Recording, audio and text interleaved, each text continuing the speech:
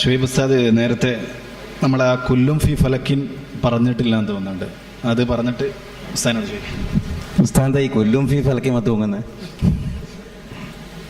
അല്ല, അതിൻ്റെ ഇടയ്ക്ക് ചോദ്യം എന്തായിരുന്നോ? കുല്ലുൻ ഫി ഫലക്കിൻ കറങ്ങുന്നുണ്ടോ എന്നുള്ളത് അല്ലേ?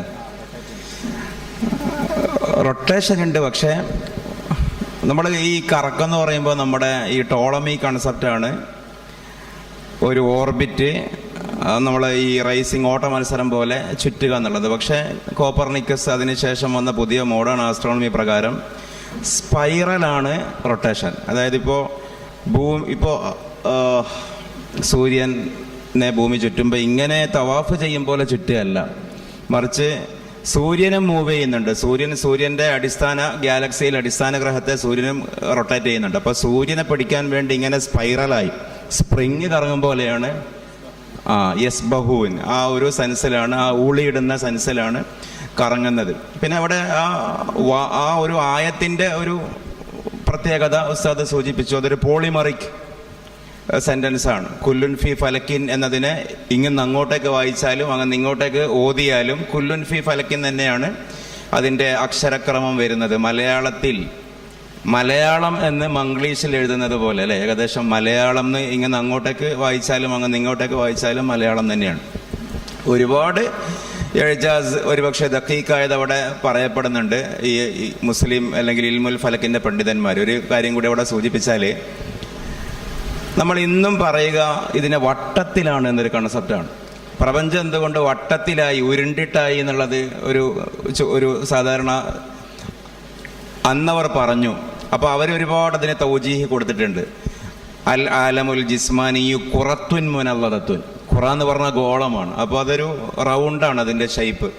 അപ്പം അന്ന് അവർ അതിന് മറുപടി പറഞ്ഞത്, പഴയ ഫലക്കിൻ്റെ പണ്ഡിതന്മാർ മറുപടി പറഞ്ഞത്, ത്രികോണത്തിലോ ചതുരത്തിലോ ഒക്കെ ആയിരുന്നുവെങ്കിൽ അത് അള്ളാഹുവിൻ്റെ നീതിയെ ബാധിക്കുന്ന ഒരു പ്രശ്നം വരും. എന്തുകൊണ്ട് ഈ കോണിനെ ആ കോണിലാക്കി, ആ കോണിനെ ഈ കോണിലാക്കി, ഇനി എന്തുകൊണ്ട് ചതുർഭുജാക്കി, ഒരു പഞ്ചഭുജോ സപ്തഭുജോ അഷ്ടഭുജോ ഒക്കെ ആക്കിക്കൂടായിരുന്നോ? മൊത്തം പ്രശ്നങ്ങളായിരിക്കും.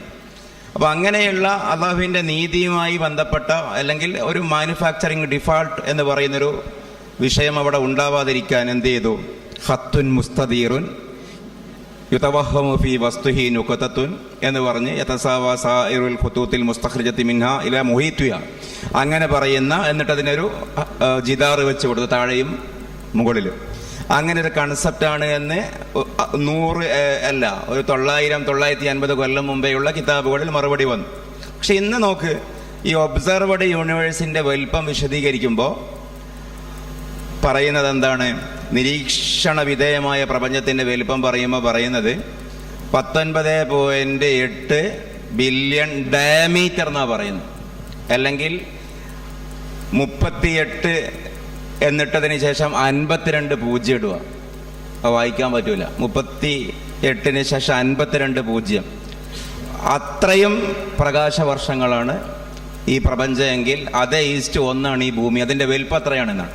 പക്ഷെ അവിടേക്ക് ഉപയോഗിക്കുന്ന ഒരു ടേം ഡയമീറ്റർ എന്നാണ്. ഡയമീറ്റർ മീൻസ് വ്യാസം അളക്കുന്ന മാനമാണ് ഡയമീറ്റർ. അപ്പോൾ വട്ടത്തിലുള്ളതിനാണ് വ്യാസം അളക്കുക. അപ്പോൾ മോഡേൺ ആസ്ട്രോണമി പറയുന്നത് ഈ പ്രപഞ്ചം ഉരുണ്ടിട്ടാണ് എന്നാണ്. നമ്മുടെ കിതാബിലുള്ളത് അൽ ആലമുൽ ജിസ്മാനി ഖുറ മുനവ്വദ എന്നുള്ളത്. അതിന് അന്വർത്ഥമാക്കുന്ന ഒരു പ്രയോഗമാണ് കുല്ലുൻ ഫി ഫലക്കിൻ. എല്ലാം റൗണ്ട്നെസ് ആയിട്ടേ വരാൻ പാടുള്ളൂ. ഇനി ലാസ്റ്റ് ഒരു കാര്യം, എന്തുകൊണ്ടാണ് ഈ റൗണ്ട്നെസ് എന്ന് ചോദിച്ചാൽ, ഇന്നിപ്പോൾ ഈ കുട്ടി നമ്മുടെ SKSFൻ്റെ ഒരു വിദ്യാർത്ഥി സമ്മേളനത്തിൽ ഒരു 13 വയസ്സുള്ള ഹേബൻ, ആ കുട്ടിയുടെ പേര് ഹേബൻ, വളരെ ആ സദസ്സിനെ ഇളക്കിയ ഒരു സാന്നിധ്യമായിരുന്നു. അപ്പോൾ ഹേബൻ ഇങ്ങനെ പല വിഷയം അവതരിപ്പിച്ചപ്പോൾ സദസ്സിൽ നിന്നൊരു കുട്ടി ചോദിച്ചു, ഒരാൾ സംശയം ചോദിച്ചു, ഇത്രയും ഫിസിക്സൊക്കെ സ്വന്തം സ്കൂളിൽ പോകാതെ പഠിച്ചില്ലേ? അപ്പോൾ ദൈവം ഉണ്ട് എന്നാണോ ഇല്ല എന്നാണോ ഹേബൻ്റെ ഫീൽ? വളരെ സ്ട്രൈറ്റ് ആയൊരു ചോദ്യമാണ്. സദസ്സ് മുഴുവൻ ഏകദേശം ഒരു സൂചി മുനയിലേക്ക്, ആ പറയുന്ന പിൻഡ്രോപ്പിലേക്ക് വന്നു. അപ്പോൾ ഹേബൻ പറഞ്ഞത്, ഈ നിലനിൽക്കുന്ന ഈ എക്കോസിസ്റ്റം ഭൂമി ഉള്ള ഒരു പൊസിഷനിൽ നിന്ന് കുറച്ച് മീതെയോ താഴെയോ ആണെങ്കിൽ പ്രശ്നം, ചന്ദ്രൻ കുറച്ച് മീതെയോ താഴെയോ ആണെങ്കിൽ പ്രശ്നം, സൂര്യൻ്റെ ദിശ സ്വല്പം മാറിയതാണെങ്കിൽ വിഷയം, ഭൂമിയുടെ 23.5 ചെരിവ് അങ്ങനെ അല്ലാത്തൊരു ചെരിവായിരുന്നുവെങ്കിൽ ഡിസോർഡർ.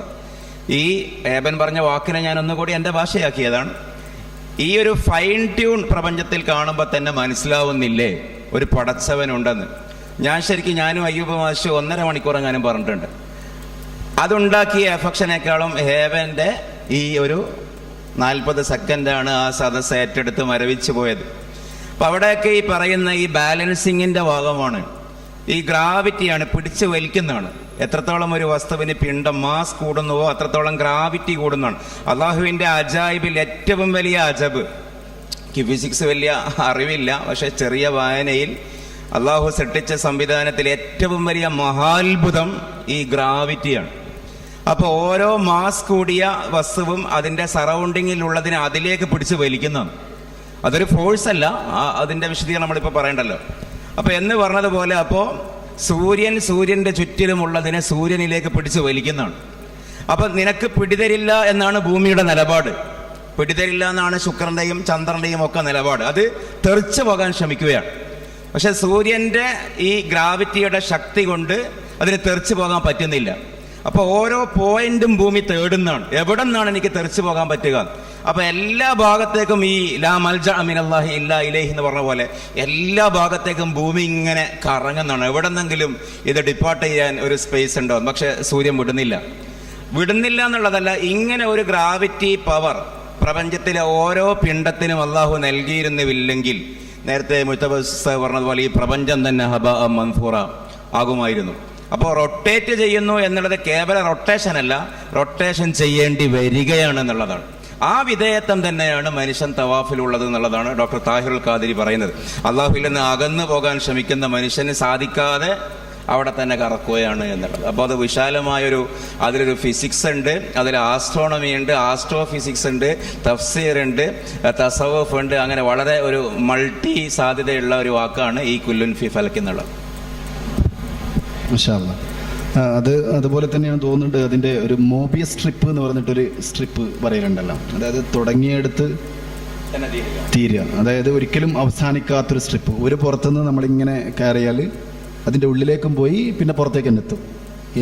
ആ നിലക്കും കുല്ലും ഫി ഫലക്കിന് എവിടെയോ വിശദീകരണം